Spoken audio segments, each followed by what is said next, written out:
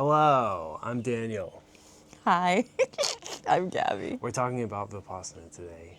The difference between the US and Thailand and our experience of getting into Vipassana and what it's like and what our experience was, and comparing the two. So it was my sixth one if you counted my two service 10 days, 10 day.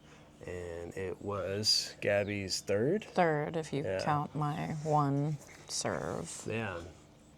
And they were beautifully different. And we did it at first as a mandatory visa run. We were in Vietnam. We know we had to leave anyway. So we decided, let's just sit a 10-day, compare our experience in the U.S. and Thailand. Well, we said, we'll sign up because you have to sign up 3 months before, but we didn't necessarily say that we were going to commit to going. We just had it there. We knew we'd have to do the visa run. Yeah, and we got to Bangkok and we were overwhelmed. And we decided to do Dhammakamala, which is so accessible to the Bangkok area. And they have a chartered bus that easily takes you to the center. And so we paid for that. And it was this magical purple bus, took us to the Vipassana.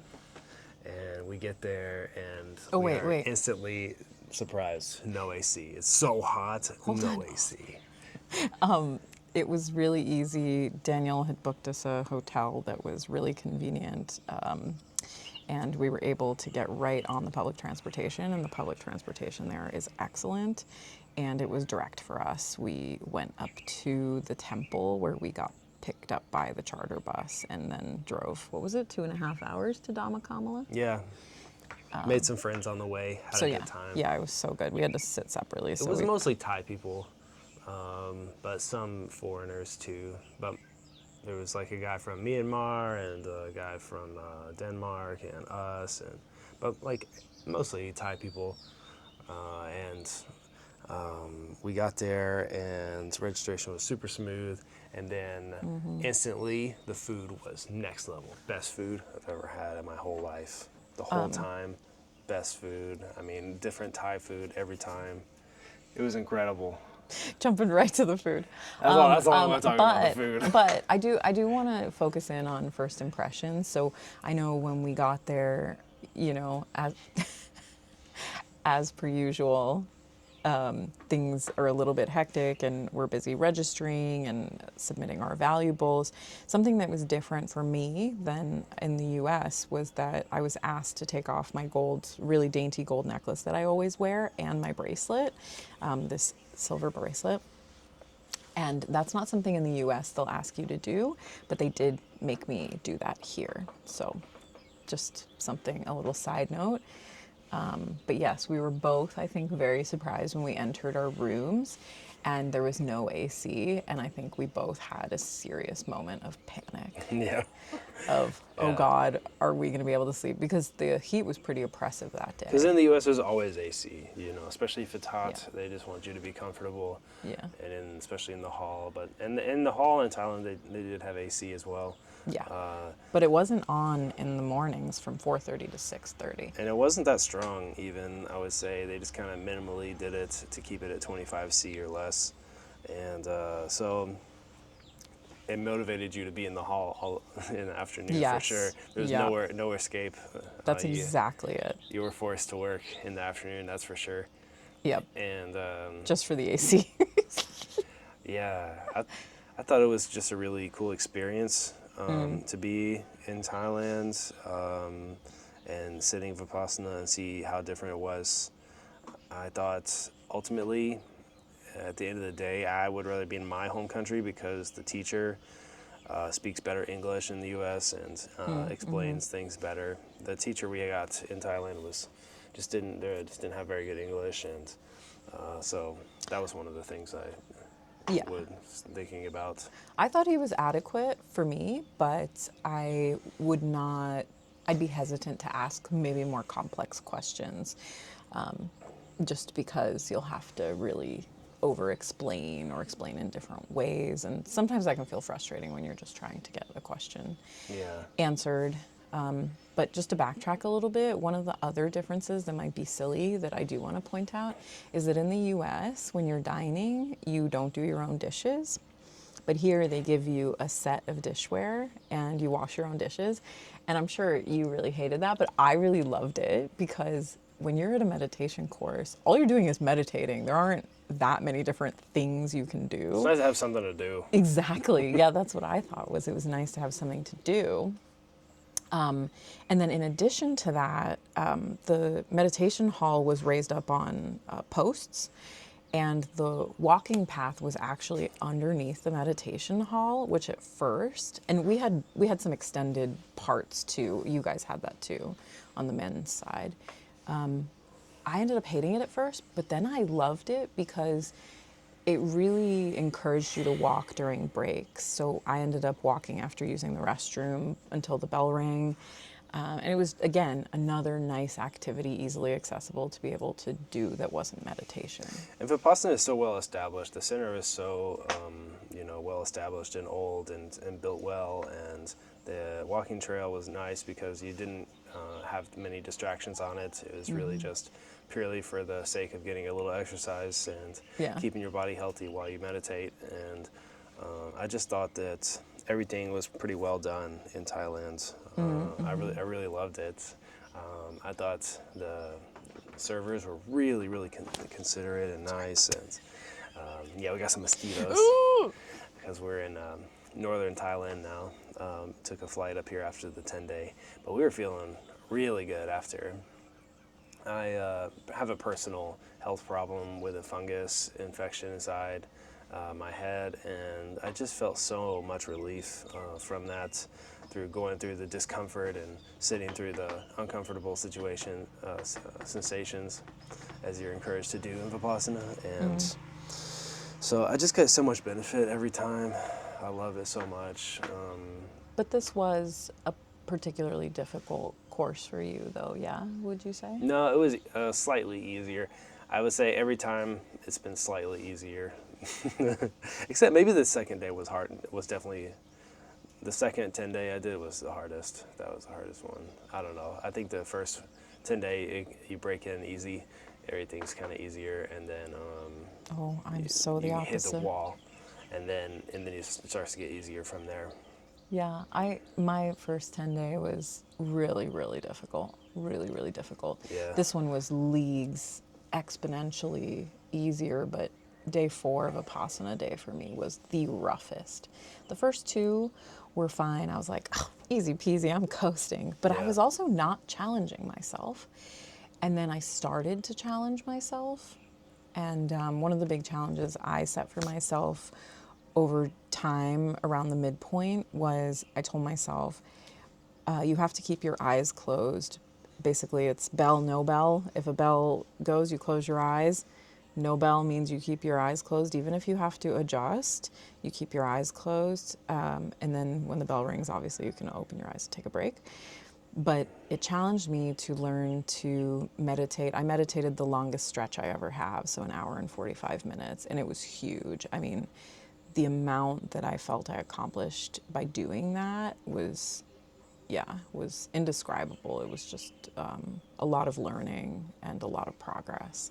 So for me, that's what I did the last 5 days, and it just felt really tremendous. Yeah. It's good. It's nice to see yourself progress like that. Day by day, you get so much better at sitting and meditating, and by the end, you can really meditate. It's really nice in our everyday hectic, rushed modern life. It's so hard to meditate. And one of the differences I noticed is that afterwards, now in these couple days after, I really feel the after effects, whereas after the first course, I felt like they waned very quickly. Yeah. I just think it's so nice. I have a donation format where you don't have to worry too much about money and just show up and meditate, and it's really good. It's such a good, positive thing for the world right now, especially as crazy as it is. All the war and everything that's going on is such good medicine to sit and meditate. That reminds me, real quick on a side note, one other thing that was different from the US is that you do have to pay for toilet paper. But they have this really cool system, this Yeah. shopping system. So if you find you need something, I forgot soap, I could have bought it through their shopping system. And they also will do your laundry, no underwear. So socks, underwear, bra, you have to wash on your own. But they will launder your pants, skirts, shirts, etc., the larger items, Yep. until day 8. So that was Yeah. really nice. Rather in the U.S., they give you TP, but they won't give you any laundry service.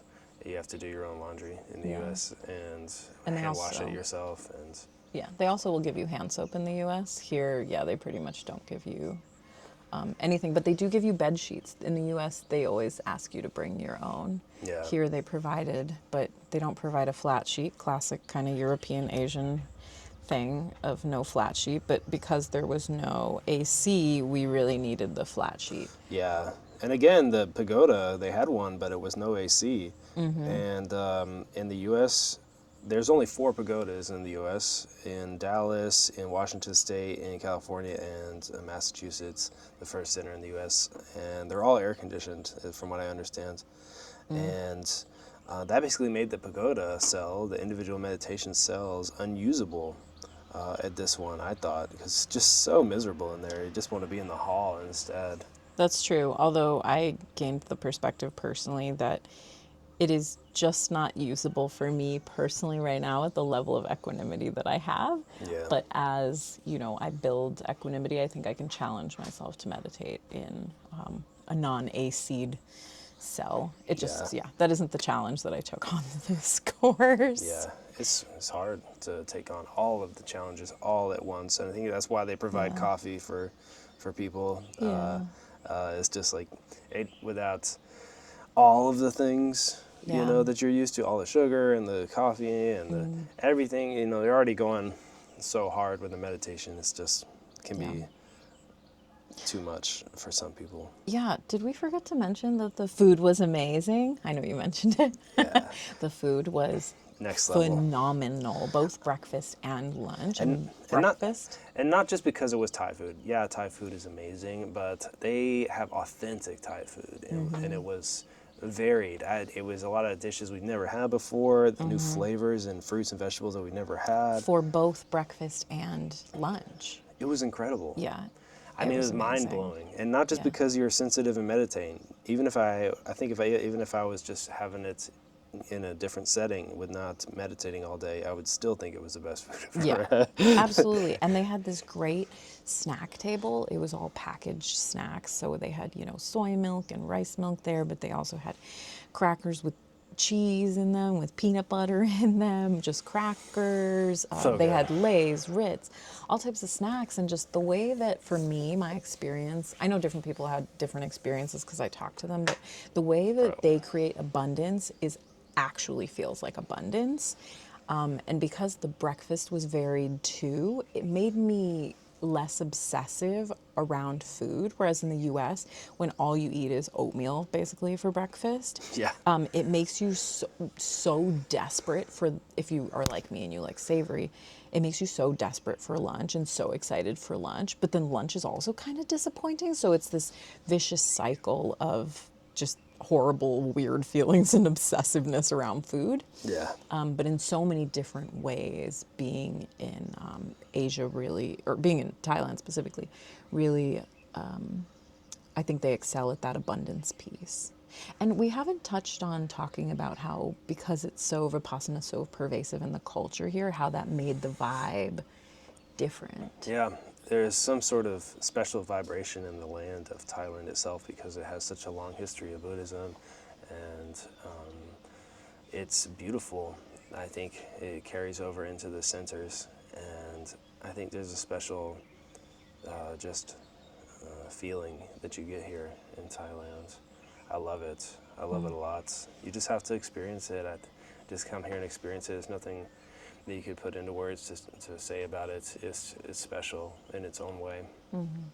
Yeah, my perspective is that because of the Buddhism, that a lot of people do Vipassana, obviously as it relates to that, and it's sort of this duty. And so I felt a real sense of kind of no nonsense, whereas, and the distribution of people in Thailand was, there were so many women, way more women than men, over double. And pretty much everyone except, I want to even say less than 5% of people were doing their first course. Yeah. And so people are really dedicated, whereas in the US, it's about 7% of people that are old students and everyone else is new. It just depends on what course. Every course is different. But they well, have the ones I've done. And the ones in the US, they have a certain amount of seats for old students and new students. So Yeah, but I'm just talking about my perspective. So I really loved that vibe of no nonsense, that you just do this thing. In the US, there's more of that sort of like that Vipassana falls into the mysticism, kind of more woo-woo horoscope girlies vibe. And so you get a little bit more of this, deep emotionalness. This is my perspective. You don't have to share. You can share on what your perspective is, but that's the sense that I got, that was a strong difference between them. And I'm certain that nobody left the course. And there were just under 200 people, I think, or I don't know if all the cells were full. No, maybe it was more like 130 people.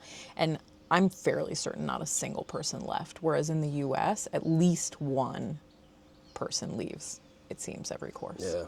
If not two. So just to wrap it up and summarize, I think overall, there's so many positives about Vipassana in Thailand. But ultimately, I feel like you should just go and stick with your Vipassana in your home country, just because, you shouldn't just be chasing the amazing food in Thailand, but instead you'll get the best experience of understanding the teachings and your teacher, your assistant teacher that is helping to give the course. And I think that unless you're an experienced meditator or you've sat a few 10 days, then it's better just to stay in your home country. But if you want a new experience, you want to get out and see what Vipassana is like around the world, then definitely go out and try to sit at different centers. It's really good to get more perspective. And I'm glad that I did. I'm really glad that I did see what Vipassana is like in Thailand. Yeah, I love that we have such different perspectives, because I think my summary point is definitely, well, first of all, I don't think that you're really giving Vipassana a chance until you've done at least 2 courses. I think that you can't decide based off of your first course. So that's advice piece number 1 that has nothing to do with Thailand. I think that you should at least once experience a center in another country because of the ways that it challenges your equanimity. I think for us both, the lack of AC was very scary, and I think that was an important obstacle, at least for me. I should just speak for myself, but I learned so much about the bounds of my sphere of equanimity through this experience, and I'm not sure I could have learned it in the US because they cater to the comforts I'm accustomed to, and here they don't. And so I found that experience very valuable, and I think everyone should experience it once, and it's okay for there to be a language barrier. You have a bunch of different teachers so that you learn the broadness of what teachers have to offer. Most people don't just chase one teacher around. I don't even think they really let you do that in Vipassana. So anyway, that's just my perspective. It's obviously different than Danielle's, but we're different people. So there you go. You decide what's right for you. You do you.